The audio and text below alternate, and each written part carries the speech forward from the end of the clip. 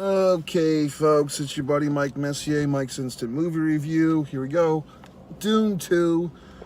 Uh, okay, should you go see this movie? Should you go not? If you're watching me, you've probably already seen the movie and you're just looking for, confirmation of your own beliefs in the film, and that's fine. And I would say, yeah, it's a movie worth seeing. They put their money into this movie. It's an epic. And this is the type of movie that we're all supposed to go see and we're all supposed to have an opinion on. So here's my opinion. And some disclaimers. First of all, the 2021 version of this movie, or the first one, not the version, but the original or whatever the fuck, I went to see it. I thought it was slow. This is the one from a few years ago, not the 2024 one. I thought it was slow, and I just left thinking, okay, this whole thing was just a setup for a sequel for a bunch of other movies. And so here we are, let the bunch of other movies begin. I didn't really recall a lot from the first one, so I had to go back and I went to good old-fashioned YouTube and I dug up, really for the first time, some of these like crib sheets, like recap of Dune 1 or whatever the fuck they're called. Just a couple of videos. It kind of felt like some of these videos were written by Chat AI or whatever the fuck. And just assholes giving me the summary and all this stuff about spice and fucking blue ooze and the eyes and all this crap. I was like, okay, this is why I don't remember the first movie very well, because it seems very contrived, okay? So now we go into this one, and, to my own fault, I go into the theater, I'm tired, I was supposed to do something else, the something else got canceled, so now I'm like, well, now I've got this evening. And of all the things I can do in the world, it feels like a moral obligation or an obligation to you, the people that give a fuck, the 5 people that care about my opinion on this thing, that I have to go see this movie. And I want to see it. I don't want a fear of being left out, folks. I'm going to watch the Super Bowl and I'm going to go to fucking see this movie, okay? So I go to this movie and, okay, here's a fun game. You ready?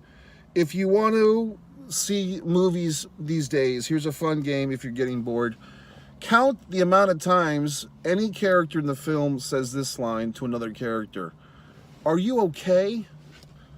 Now, your whole life will be changed. Once you start doing this, when you start going to movies, start going to the films, and when they say the lines, are you okay, count.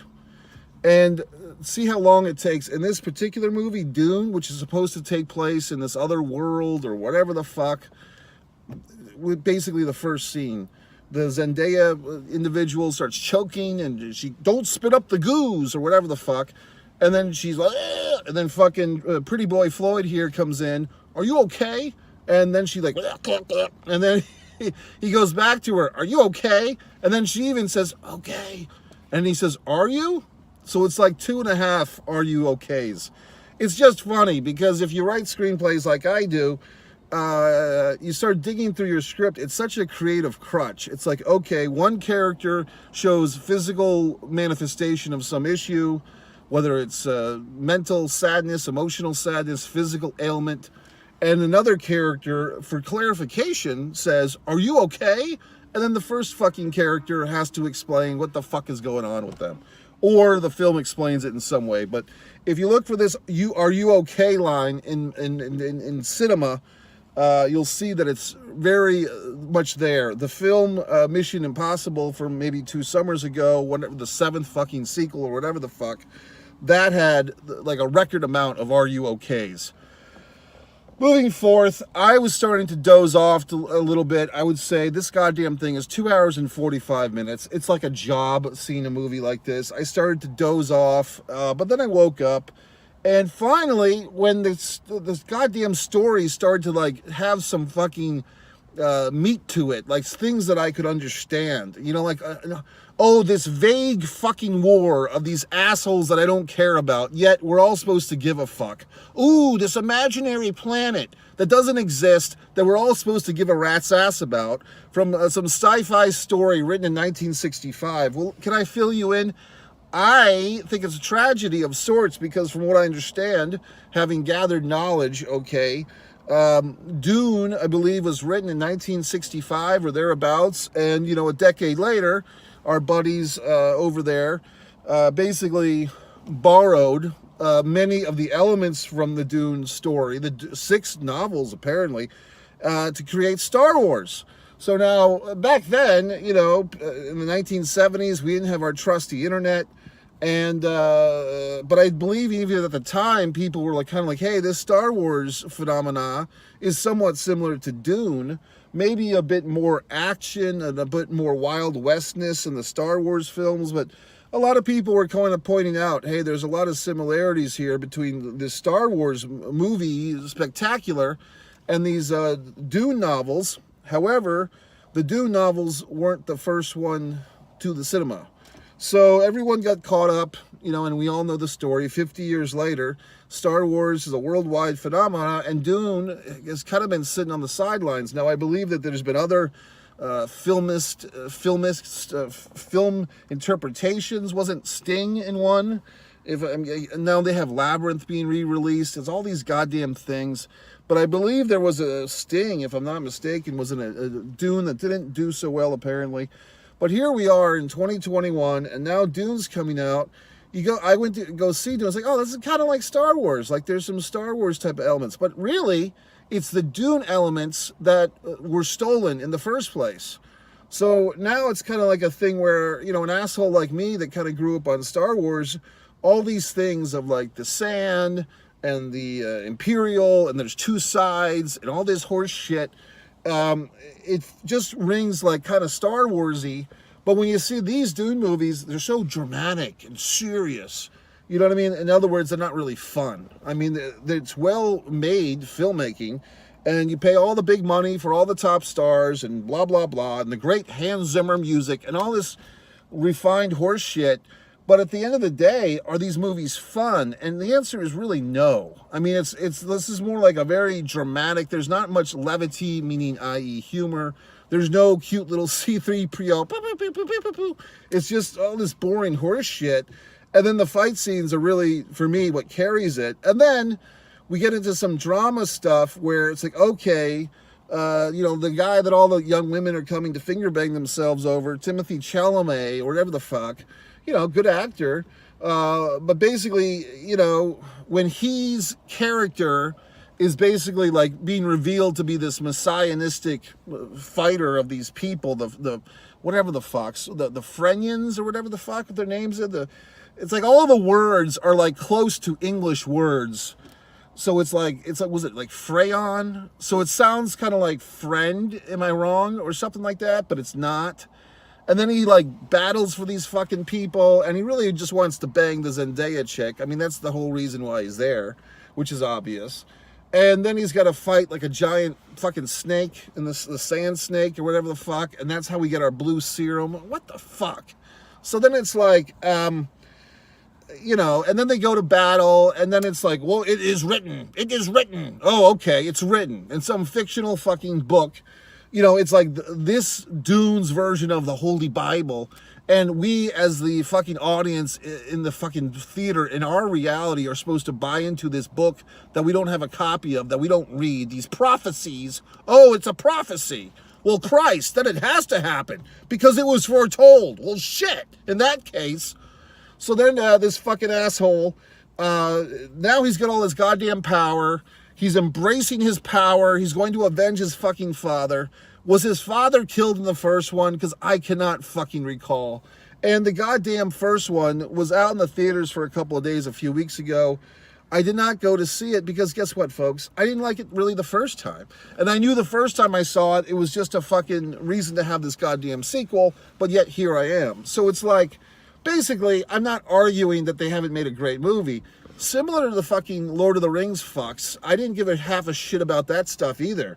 Okay, so it's like, here's this big epic fucking adventure land that we are all supposed to like adhere to and buy into. Like, oh yes, this is a metaphor for our lives. This means something about something. This is Yugoslavia. This is whatever the fuck. No, I don't give a shit. So, but I will acknowledge that when he has the whole thing with Christopher Walken and I will kill you, but then I will fuck your daughter.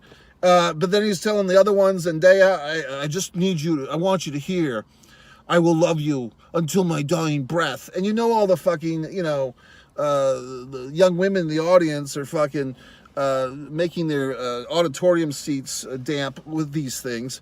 And then he's basically saying, you have to pay the price for killing my father, but I'm going to marry and fuck your daughter and to bring peace to the world. What a statement. And then the guy's like, but you can either fight me, Christopher Walken, you 80-year-old fucking man, or you can have your champion fight me. So now we get the fucking guy, I guess it's his fucking cousin, and the bald-headed guy, and I'm kind of cheering for him, because like his character's more interesting. So this is basically the Darth Maul guy, sort of, who comes in, and we've seen him, he's fought in the pit of death a few times, and he's got like the Jabba the Hutt-esque fat bald father that Chalamet already killed, who I guess is his grandfather. So I'm losing I'm totally forgetting what the fuck's going on. Then there's this other woman with tattoos on her fucking face, and now he's like gonna get the hand of the chick from Oppenheimer, and she was Paige in the whatever the fuck, in the wrestling movie, Wrestling with My Family, like this actress who's like a big star. So it's like all these big stars. It's like, oh, here's this big star, and there's that big star, and all these fucking people that are big stars now that I don't give half a fuck about, to be honest with you. So it's like, oh my goodness, all this stuff is so important, and it means so goddamn much, and it's so relevant. Okay, whatever the fuck. But when they finally like have this situation, I'm like, okay, here's some real storylines I can invest in, like, and it's like, finally, this fucking movie comes together with all this, like, 5 hours, I'm counting the last fucking experience, like, all this horse shit, we finally have a human experience that I can relate to. For the good of the kingdom, I have to, basically make peace, but the only way that I'm going to be at peace is if I avenge my father's death. And I'm going to kill this old fucking man. But because he's old, it's not a fair fight.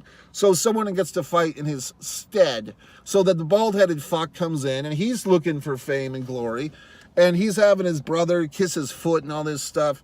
And then it's like, he's calling poor Zendaya, is this your pet? Is this your pet? And then they're having this big fight.